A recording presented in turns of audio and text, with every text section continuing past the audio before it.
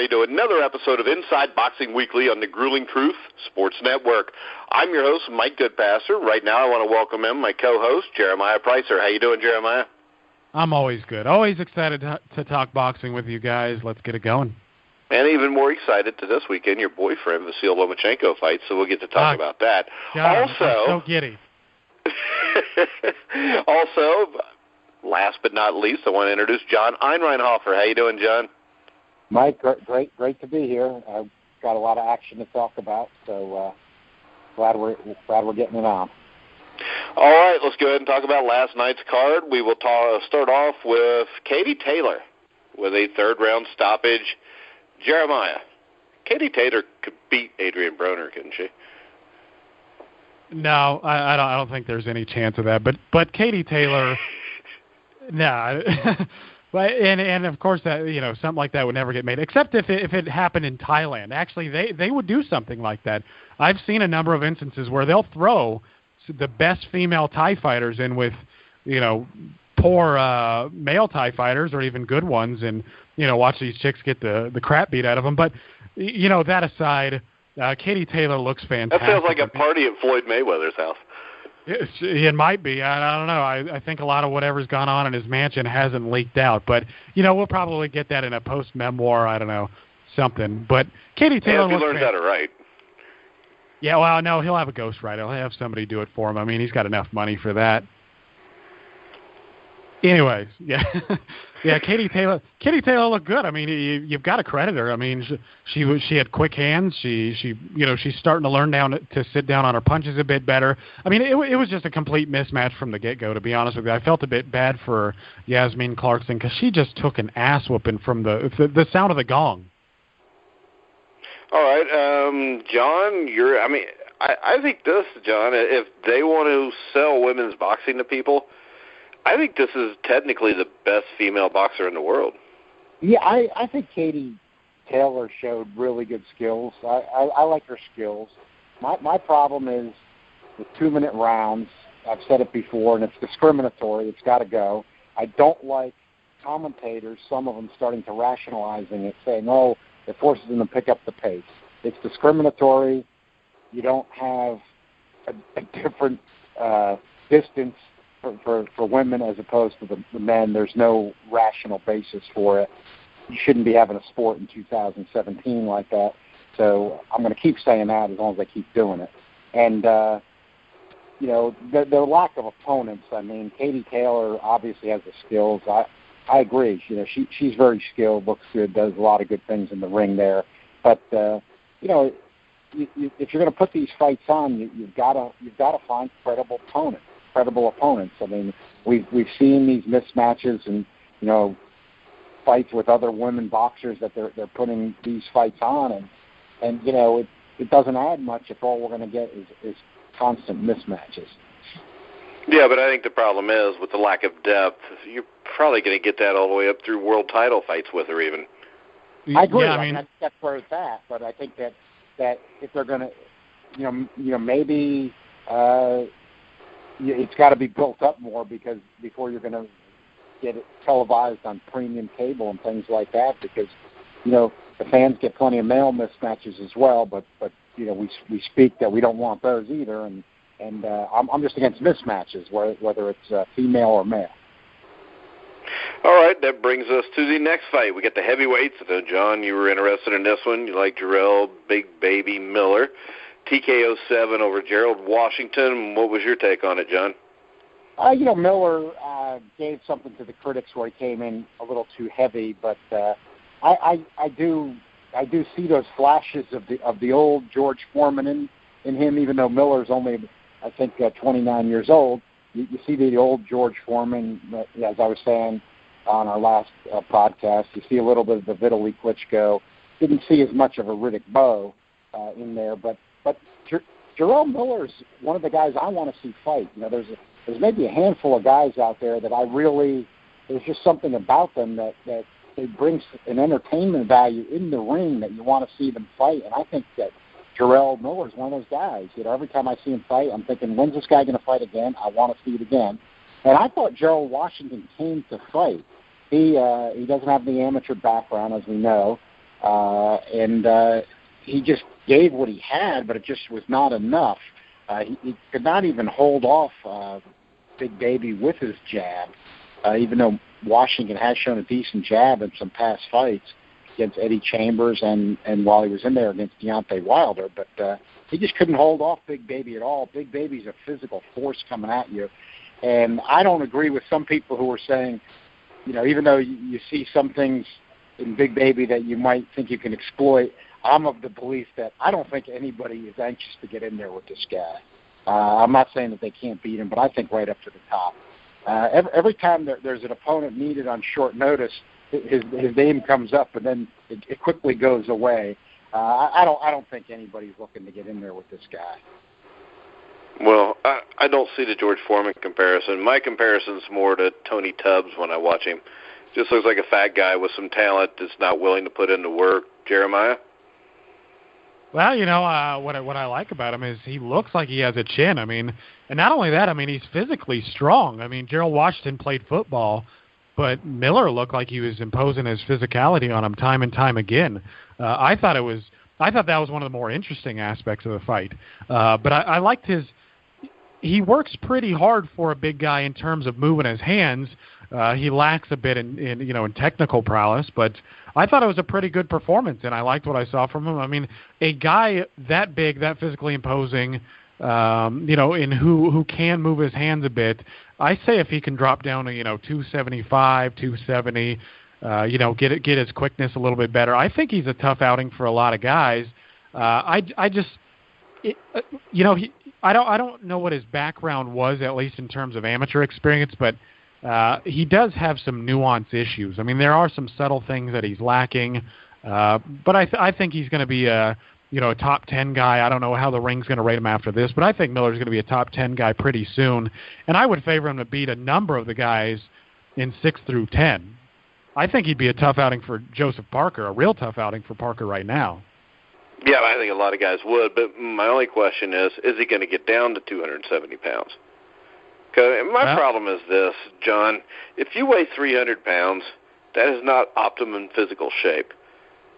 No, it's not, but he throws a lot of punches for his size. He doesn't have an amateur boxing background. He's got a kickboxing background, and those guys always, when you see a kickboxer come over to boxing, they do have some technique problems, as Miller has some, but they always seem to have a lot of stamina, and as big as he is, he's got the stamina. He throws a lot of punches for a heavyweight. He mentioned that he and Kadachki are friends, and they're both from Brooklyn, and they both are big guys that throw a lot of punches, and they train to do that, and it is somewhat effective. Heavyweights, most of them like to go at a slow rate, and it's tough with a physical force like that coming at you throwing a lot of punches. I think that Ring had him at 10. I had him at 10. He holds a top 10 position now. Maybe he gets into transnationals top 10 when you're talking about top 10s that have some credibility. Joseph Parker is going to have a tough time because Joseph Parker at the higher level is just kind of all jab, and is his jab, when he's fought higher level opponents, is his jab enough to hold off Big Baby? Well, the way he just walked through Gerald Washington's jab like it wasn't even there. I don't know if Joseph Parker, just with the jab, is going to be able to hold off Big Baby. I like Wilder a lot, but Wilder would have to hold him off with the big right hand and just really, you would think Wilder could hurt him with it, but he'd have to, because Wilder's a thin guy for the weight, for this, weight class at his height. And if Big Baby gets close, that could be tough for him. Anthony Joshua, he just was in a life and death struggle with Klitschko, so he can be hit. I think, there's a theme that, even though it's not showing as much in the amateurs, you look at the top of boxing right now, or fighters approaching the top. I think the theme of the return of the Americans is going to start being talked about very soon, if it's not already. And my only question with him is if he's not in shape now, what makes us think he's going to get in shape? Well, I agree, Mike. That could be a problem because Because what I see is this. I see a dude, if he weighed 260, 270 pounds, could be a bad dude. And the reason I equated him to Tony Tubbs was this. I'm in the Cincinnati area, so was Tubbs. Tubbs as an amateur was real damn good. And as a pro, I mean, he would balloon up, get to 260, 270, look like crap. Then he'd get to 230, beat somebody, look good. Then he'd go back to 270, and he gets a shot against Mike Tyson, and he weighs in like 245, 246. It's hard for me to take a guy serious no matter how much talent he has if he doesn't take what he's doing seriously. And I'll equate it with the Broner thing. I know he throws a lot more punches than Broner, but to me, the dude, if you're not getting in shape, you're not completely committed to this, and I would have a hard time seeing him beating a guy like Anthony Joshua if he's not. Yeah, but take a look at him. This is where I think you got to go with my old George Foreman comparison. You know, young George Foreman was 220 pounds of rock. You know, he came up with that style when he came back when he was older. You know, he was weighing in at 257 pounds, and he got all the way and won the linear title. I see Miller, of course, he's a much younger guy, but I see him doing some of those types of things. Old George Foreman did not throw at that kind of weight. But the way Miller gets after people and kind of that awkward way he throws some of those shots, and it's just heavy.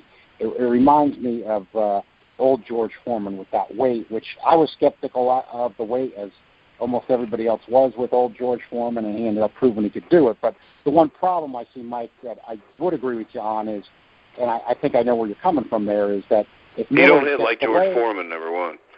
Well, it's just that if Miller gets away with coming in at 298 pounds and he gets a good win against Washington, what is the incentive to make him get down to 270? That's what I'm getting to. Because with Tony Tubbs, he was beating guys at 240. Then all of a sudden he's beating guys at 250. Then he's beating guys at 260. But then he starts to get his ass whipped. And by then, I mean, hell, it's too late. But Tubbs was a totally different style. Tubbs wasn't. I know it was a totally different style, but I mean, it's the same thing. I mean, hell, Tony Tubbs was more talented than Jarrell Miller. But it's a different style. It's not a physical style. I know, but it's the same thing as this. If you let yourself go for too long, which could be just a few years, it's real hard to get that back. But again, old George Foreman, even Lennox Lewis, these are which Emmanuel Stewart had Lennox Lewis watch the tapes of old George Foreman when he was resurrecting Lennox Lewis to get him to fight a big man's type of fight. These are big, physical force guys with a lot of weight leaning on people. That's totally different than a Tony Tubbs. You just see guys getting worn down from these type of fighters as the fight goes on. Well, see, my point has nothing to do with that. My point is this. Usually if you're not completely committed, you're not going to be an all-time great. You're not going to be a linear champion. And it would surprise me if Jarrell Miller is, if he's going to weigh over 290 pounds. I think he could use dropping the weight. I agree with part of your point there, that if he gets away with 298, it may not be good for him in the future. He should get it down, like Jeremiah said, 270 around there, 260. But the guy's a physical force, though. I'm not counting this guy out. Plus we also really don't know what he can do yet because he hasn't fought anybody.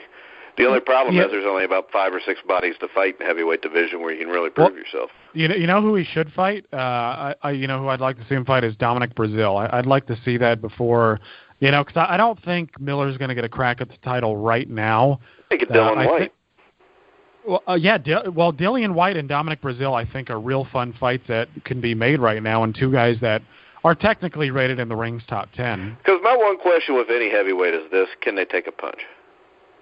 Miller looks like he can. He looks like I would agree with Jeremiah, though. Brazil and White are perfect fights right now. Promotionally, they can be made on the Showtime side of things. They'd be good fights while they last. I mean, Brazil and Jarrell Miller are two guys I look forward to seeing fight. Doesn't mean they're not flawed, but I look forward to those two guys fighting. To think of them fighting each other for as long as it lasted, I mean, something exciting is going to happen in that fight. I mean, there's no doubt. And I think Jarrell Miller would club down Dillian White. Again, I keep thinking of that old George Foreman comparison. I could see that in that type of fight. But again, that would be an interesting type of fight, and maybe get Miller some believers over in the UK that could help him there. And they want White to make. They apparently want White making some U.S. appearances, so it fits there. All right, that brings us to Rasheed Warren with unanimous decision over Arroyo. Jeremiah, I thought this was a great bounce-back win for Warren. Yeah, no, I thought it was a good performance. I mean, I've seen Arroyo a number of times, and actually when I made up a list, I think this was one of the first defensive lists that I had made. I actually had Arroyo in there. He's a slick guy. He had a damn good amateur. He had a damn good amateur career. He's a good fighter. I mean, he's been competitive against some good fighters as well. But Warren, like I said in last week's show, I thought Warren was just a bit too quick, a little too slick, faster. His sense of distance and timing just seemed to be a bit better. I thought it was pretty good. And looking at the weights, I was under the impression last week that Rasheed Warren was actually moving up, but he's moving. Yeah, he moved down. Yeah, he moved down, and he, from what I understand, he's trying to pursue Nkawas, the guy who fought on the Horn-Pacquiao undercard, and I think that's a winnable fight for him. Of course, that's a good fight too, I think. Yeah, I think so too, but my problem with that is, of course, these guys think within the framework of modern boxing. So for him, he's looking at, who are my easiest pickings from 115 to 118? Who can I win a title from? And Nkawas seems to be, at least in his mind, the best choice of all of those. If he wins that title, if he beats Nkawas, maybe he can milk it for a while. But my problem with him moving down is not that he can't beat Nkawas. It's the fact that you have Roman Gonzalez, Juan Francisco Estrada, Cuadras, Inoue. That division is absolutely loaded. And what we saw, we saw Double Z put on a lot of pressure on Warren, and wear him down. He didn't end up stopping him. He didn't have him in, serious trouble throughout the fight, but his pressure was just too much. And if he was going to fight a more technically solid aggressor in the guys that I named, I just don't think he's going to emerge victorious in this. He might be able to beat Cuadras, who likes to box off the back foot a lot of times, but the other guys I just don't think he can beat. So I'm not quite sure. My question to you then is this. Rasheed Warren's only had 16 or 17 fights. Do you think maybe this is a way to slowly get him ready for those guys? Well, I mean, I if you're his manager, if you're his promoter, I don't think so. I mean, Nkawas is a good fighter. Technically, he's quite good. He's well-rounded, but Nkawas is not going to prepare you for a guy like Roman Gonzalez or Estrada. I mean, Estrada, Inoue, and Gonzalez are, and I mean, we've got to count Rungvisai too, even though I think Rungvisai is actually a bit better of an opponent for Warren because, Rungvisai he's a bit raw in the way he punches, but, Gonzalez, and all the guys that I named, they're all potential pound-for-pound guys, and I just don't think Warren is good against those guys. I think stylistically he's best off, I guess, against Nkawas, but at 118 I'd rather see him fight. It's a traditional division, and Yamanaka, honestly, is on his way out. Yamanaka relies more on his left hand than he ever has, and Yamanaka has had some issues with some defenders in the past, guys like Anselmo Moreno, and I think Warren can... I don't know if he can duplicate the results of the first Moreno fight, but I think he's the closest thing to doing it. So I think he's best off at 118. All right, John. I think it was a solid win for Warren, but he's a little older for the weight when he turned pro. Of course, he's got the American amateur pedigree, but I think really what he can do is limited at this stage when he gets getting. Well, he did have a tough opponent in Arroyo, but as he gets in some other tougher opponents, and you've always, and this has been part of the problem in boxing for years now, when the premium cable networks got involved with the exclusive TV deals, you always have to look at these fights first in context of, what are the TV angles, and Warren's been on Showtime and a PBC guy. All those 115-pound guys are fighting on HBO. Coming up at the end of the summer, so it would be more remote. There has been some crossovers, but it's going to be a little more remote that he's going to be fighting any of those guys. So some sort of alphabet title holder Yamanaka has never really been brought over here, exposed to American audiences. I don't know. He's not really tied to anybody TV-wise that I know of. I don't know if it would be a possibility. Alphabet belt holders that are available to fight on Showtime in this climate might be what you're looking at. I think he should. That brings us to. Huh? Go ahead. No, I was just going to say. Just a final word. I was going to say I think he should target Yamanaka. Yamanaka is the champion there, and I just think that's the best course of action. All right, that brings us to Charlo-Heiland getting KO'd by Jermall Charlo. John, how do you have a physical the day before and the day of a fight and him get past it? Yeah, well, I think that I'm glad we had the Pablo Baez discussion on our last. Why, Pablo Baez didn't do that bad. It was right. No, I thought Pablo Baez. Pablo didn't have to hop around on one leg till he got knocked out. He just stood there like a man and took it. But, exactly. Remember, the commission the commission was specific in saying they examined Heiland before the fight. Heiland got injured by Jermall Charlo's fist. That was his injury in the fight. He looked completely overmatched. He looked like he didn't belong in the ring. It looked ridiculous. I think for some younger fans who don't study the history as well, I saw some comments on social media that as a long-time observer, I was encouraged by, where I saw some younger fans posting, how was this guy the WBC #1 contender? Now, we all follow the history, all three of us, and been doing it for a long time. We know about these kind of fiascos from the past, but some fans that do follow the sport, that especially are younger, they haven't quite clicked with that yet. The only encouragement I got out of this fight was that I saw some younger fans saying, well, why was this guy a WBC #1 contender? And of course, we know the WBC's been doing that for 30+ years, and so have all the other alphabets. But this was ridiculous. Charlo got him out of there in 4. It looked to me like he could have got him out of there in the first round if he wanted to press it.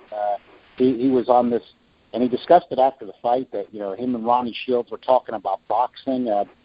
Ronnie Shields was a good trainer, and Jermall Charlo is one of my favorite fighters right now, quite frankly. He's another guy I like to see fight, but I don't want to criticize the man for blasting a guy out in 4 and making him look totally ridiculous, but I don't know where we had to box him for a few rounds thing was coming from. It looked like he could have got him out of there inside of the first round. Yeah, but be that as it may, Charlo looks like he can fight with anybody, including Golovkin and Canelo at 160, Jeremiah. Yeah, no, he's. I think even after this, I think he's a top 5 middleweight. I mean, you look at the landscape, and you got Jacobs 3, Lemieux 4, Billy Joe Saunders after that, Andy Lee after that. I mean, Charlo, I think, beats just about all of these guys. The top 3 is really what I want to see him in against. And we know now that Golovkin, is, granted he gets over Canelo Alvarez. I mean, he's going to be that trinket holder still. And so, that'll be in play, of course. But I would love to see Charlo and Jacobs in, November. I would love. Yeah, and honestly, it should, because what's going to happen is Golovkin might fight Alvarez, but afterwards, it's kind of hard to say what'll happen. I mean, a lot of people will be clamoring for a rematch. According to what happens. Yes, according to what happens, yes. But I think Jacobs-Charlo would be an excellent fight. Stylistically, they're fairly similar. They got a lot going for them. I would love to see it. I mean, Charlo looks good. He's got a lot going for him, speed, power. He can counterpunch really well. It's just a matter of making the matchups right now. All right, and that brings us to the main event. We had Mikey Garcia, WBC lightweight champion, moved up to junior welterweight to beat Adrian Broner's ass. Adrian Broner's never won a title, so what do you think, Jeremiah? It's a shame that with all Broner's talent that he's never been a world champion, too, don't you think?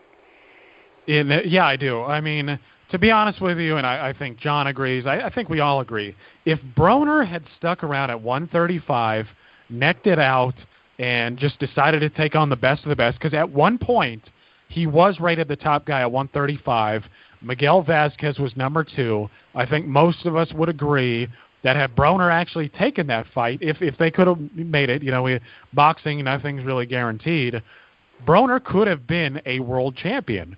But unfortunately, he went chasing money, thinking he could duplicate his father's, his father Mayweather's achievements and just chase the money. Broner should have stuck around down there. That for me would have been the best course of action. But in terms of the fight itself, I really like Mikey Garcia. I mean, technically, he's superb. I mean, he's just one of the best technical fighters in the game. His defense is really good. I love his rhythm. He reminds me a bit of Juan Manuel Marquez. He's not as animated with his left hand as Marquez was, but in terms of, his balance, taking those minor steps, left, right, backwards, he just knows how to create distance. And one thing I loved about the fight was Broner actually looked pretty good in the first 2 rounds. He was moving more than I'd seen him in a long time. He was using lateral movement. Garcia had a little difficulty landing his jab, but Broner couldn't land an effective enough a jab to keep Garcia off of him. And so Garcia kept exerting this pressure on Broner, and he was just pounding him out with a jab. A jab here, right hand there, jab here, body shot there. He wasn't exerting too much energy, and he just kind of broke him down. Obviously, didn't end up hurting him, knocking him out, or anything like that. But it was just a great workmanlike performance from Garcia, and I'm really looking forward to seeing who he fights next. Lomachenko, Linares, Crawford, any of those, please. Yeah, definitely. I'll take all of the above. What was your take on the fight, John? I think Mikey Garcia is what I thought he was. He is who we thought he was. Yeah, he is who we thought he was. Call it Dennis Green there. And I had him. I already had him in the mythical top 10 pound for pound. He was already on my top 10 pound for pound list, so he solidifies a spot there. He's got good solid power, great technique. I think the most encouraging thing for me from Mikey Garcia about this fight was, after he had that 2.5-year layoff, he had a couple quick blowouts that were extremely impressive, but, would Adrian Broner's speed present any kind of timing problem for him after that layoff, even though he'd had 2 fights, but he hadn't been in a difficult fight for him. He performed so well, but he did not have any problems at all timing Broner or getting good shots off and landing and controlling the fight. I had him winning 10 rounds. For me, Adrian Broner confirmed something. Boxing's the toughest sport, of course, and it's always got to be accepted that all these guys have courage that get into the ring and they take a chance with their life. With that always understood, that should just always be understood, so you don't have to keep saying it, but with that understood, Broner goes into a defensive shell against anybody that he really thinks he can hurt him, especially at these higher weights. And, he just is not willing to engage with somebody that he thinks can hurt him. That's what I saw last night. He's going to go into a defensive shell even when he's moving forward. His objective is not to get hit. Now, we know part of boxing, the objective is to not get hit, but when you're not going to take any risks to exchange at all, Broner has solid power, and he will not even take a risk of getting into a punching exchange and using his power if he thinks he's going to get hit in return. And, he's never going to beat the top fighters at the higher weight. As we've discussed before, and I still do believe, as Jeremiah said, I thought, if Broner was going to be a 126-pounder and stayed there early on, and, maybe gone up to 130, 135 pounds, and that was going to be it, could have possibly had a great career, because I still don't think he would have thrown much more at those weights, and he didn't, but his power was devastating down at those weights. And his power is still solid as he gets up close to 140 pounds, and even at 147, there's something there, but it's nowhere near the level he had when he was at the lower weights, and then he cannot get away with throwing so few punches, and he keeps losing decisions to tougher opponents, and I think it'll continue that way at any higher weight that he fights at, which, based on his conditioning history, that's where he'll be. For Mikey Garcia, one small criticism there, as good as he is and as much as I like him, Broner gets into that shell, which makes it tough for anybody. So you have to understand that he's not opening up enough where you can really get as many solid shots on him. But with that said, and I even sense Mikey Garcia himself felt this in some of the post-fight interviews I heard, with his talent, it would be exciting to think about him fighting at 147 pounds against all those good guys. But it looked to me like there might be some physical power problems for him to do that. That's one negative I did take out of last night. Yeah, I agree with you on that, actually. I think at 147, I think he beat any of those guys if he could carry his punch with him, but I don't think he's going to be able to. Well, can I? What about one thing? One thing that I noticed about Garcia, and again, as awesome as he looks, he did go to the body more than I'd ever seen him, but he still relies on the 1-2 just a bit too much for my liking. I mean, Broner allows himself to get hit in the body over and over again. I mean, he keeps that high guard up. And I just think Garcia could have done a better job of really digging the punches.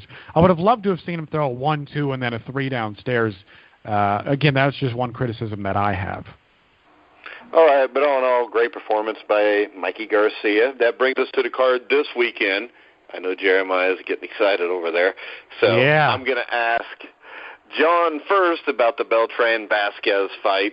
Just get your take on it. I know as I looked on BoxRec earlier today, I noticed it is for the NABF lightweight title, the WBO NABO lightweight title also. So that right there makes this a huge fight, John, right? Yeah, that not so much, but Ray Beltran is creeping into, he's if you're rating 17 divisions, he's certainly in the lightweight top 10, and I think even when I'm rating 8, he's crossing into the top 10 territory. Ray Beltran, it's funny, he's 35 years old in a lower weight class where normally you're done, and I'm going to say that this guy's a better fighter than I thought he was. I'd mentioned that when we discussed him maybe a couple months ago, but I didn't think much of him earlier in his career, even around the time that he was fighting guys like Burns and even the Terrence Crawford fight. But the more I watched the guy, he had unfortunately, he was caught with taking PEDs and was out for a while. That's not good, but he's since been back, and he's been tested, and he's looking better than he ever has. So the guy's got a real solid chin, and he hits like a sledgehammer if he can catch you. So I don't know at 35 as a lightweight how much longer he can do this, but he's been doing it for the last few fights. He looked great against Menard. He looked great in his last fight against another credible opponent, and I'm kind of curious to see how long this guy can do that, because there's lightweight's just kind of getting better, and if he's got something left, he could, the way he's fighting, he could make a couple of interesting fights there. So that's where Beltran fighting's got some interest to me. He's one of those guys that's on a roll, and sometimes you start to get interested in a guy when he gets on a roll like that, seeing how far he can take you. Yeah, and I think this is a decent fight for him, because Vasquez looked good against Javier Fortuna. I don't think he's a guy that's just going to lay down. I mean, I think he's a good enough fighter to at least make this competitive for a while. Yeah, I agree. I think I've seen Vasquez a number of times, and he's one of the better defenders in boxing. He fought Uchiyama a couple years ago, and he was actually competitive in the fight. It wasn't as if Uchiyama blew him out.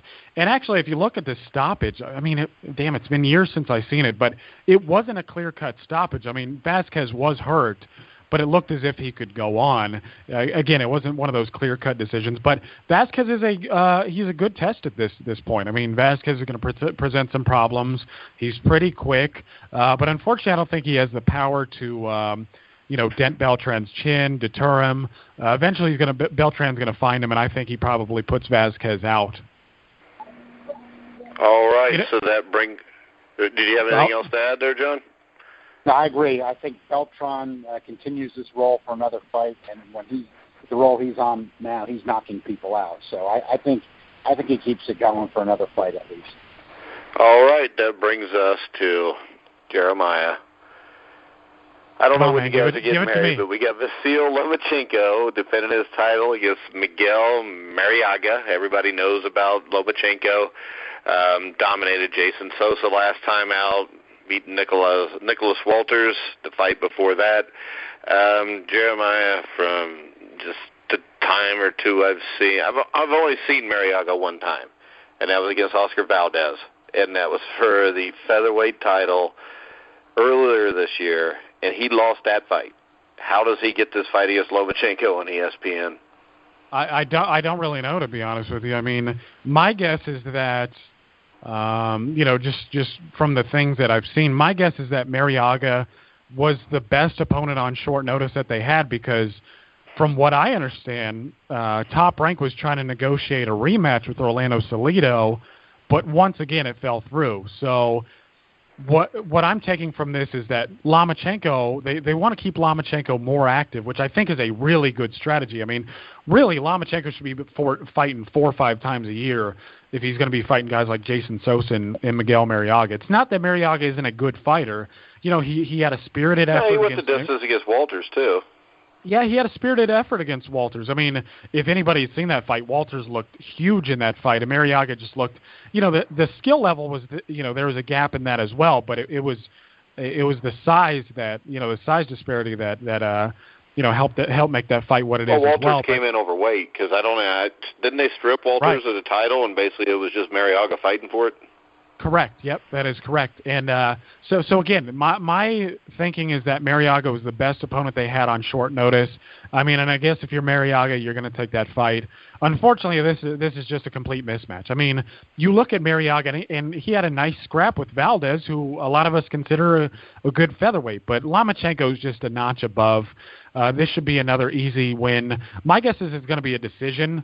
I'd love to see Lomachenko stop him, because Marriaga, he's shown a beard. I mean, there's a guy who's gone the distance with Nicholas Walters and Oscar Valdez. So if Lomachenko wants to impress here, I think he's got to go for the stoppage, and I'm not sure he gets it. All right. John? Yeah, I think Marriaga is an unacceptable opponent. He lost to Walters, and then Walters did nothing after that. He got a draw with Jason Sosa and quit against Lomachenko. I'm not totally sold on Oscar Valdez yet. I mean, I think Oscar Valdez is a top 10 featherweight, and that's an accomplishment. Even with 8 divisions, he's cracking in there. But he's a guy that a lot of people are high on, that I'm still on the fence on. So, I don't get all that excited like some people did. Marriaga goes the distance with Oscar Valdez. Just didn't necessarily do that much for me. The thing, I'm going to be fair though here, is I've criticized Top Rank plenty, and I think they did it because they had to, but that doesn't really matter. It's what the end result is. I mean, the ESPN thing is good for boxing right now with actually some top quality fighters like Lomachenko, Terrence Crawford, Pacquiao. He's near the end, but of course a huge name. So I think this is good in that sense, and I think as Jeremiah was just alluding to, though, this is ESPN.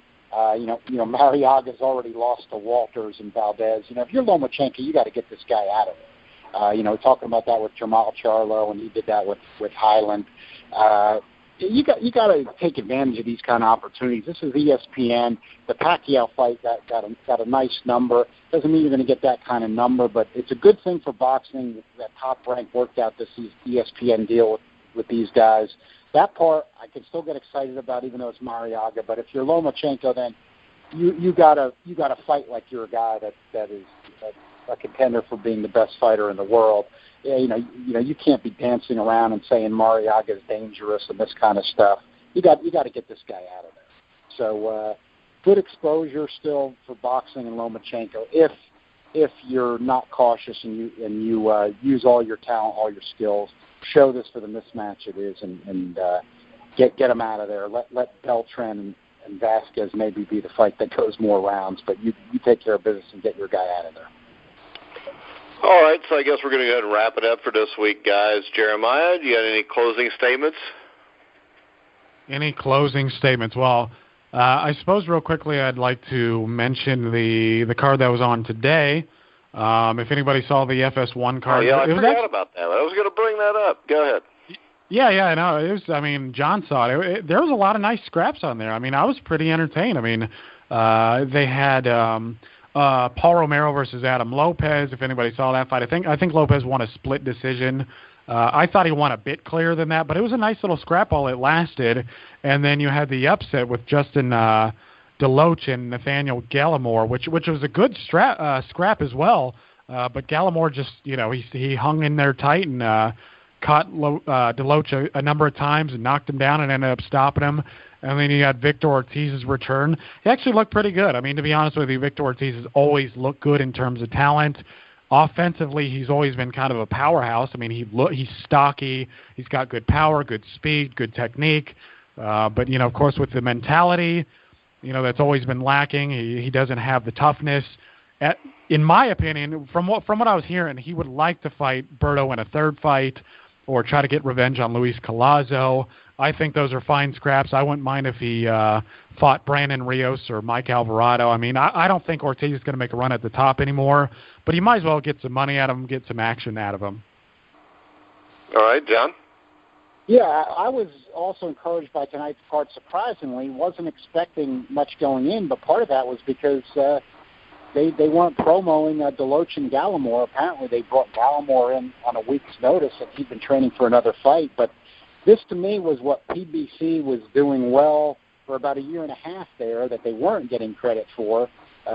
Maybe not enough fans were seeing it, but they were putting good matchups on these FS1 cards. They were not people laying down. They were good, even, tight matchups, both fighters coming to fight.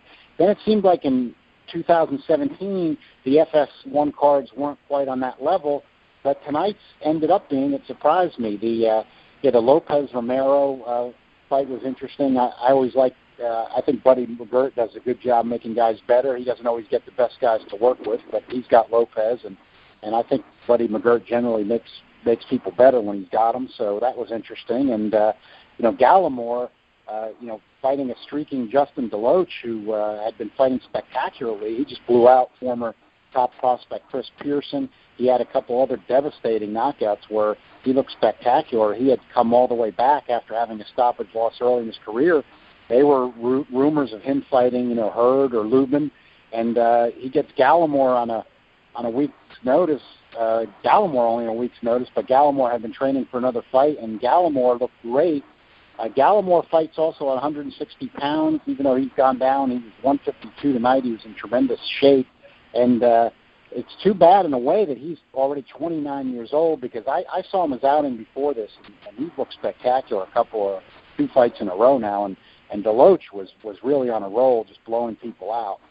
And Gallimore dropped him in the first two rounds, and then DeLoach made a decent effort at trying to come back, but Gallimore just kept connecting with big shot after big shot. He was just too strong for him, walking him down, coming forward through big shots. And DeLoach was hurt so badly at the end of the last round that he literally fell off his stool when he came back to the corner, and then they stopped the fight. That's how bad he'd gotten hurt just from those continued big shots from Gallimore.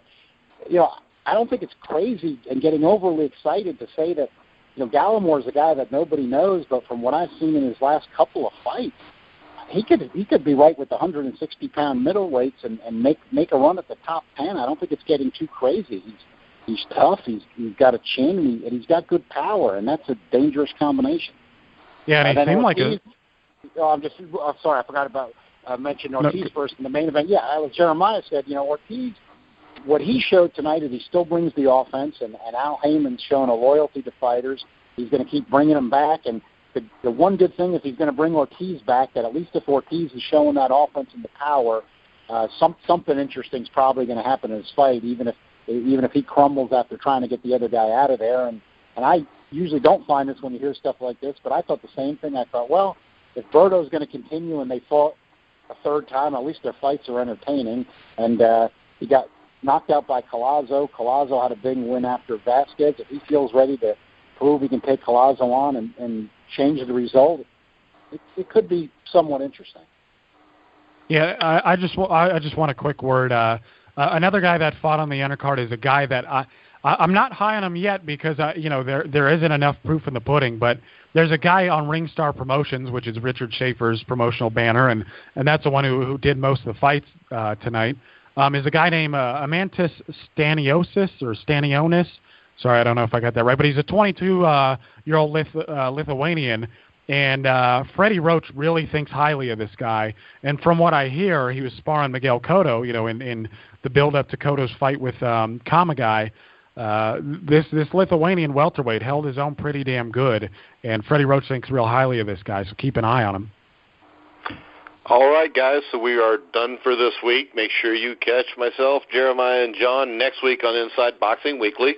I want to remind you to go to thegruelingtruth.net for all the articles. I know Sheila had an article on Broner and Garcia today.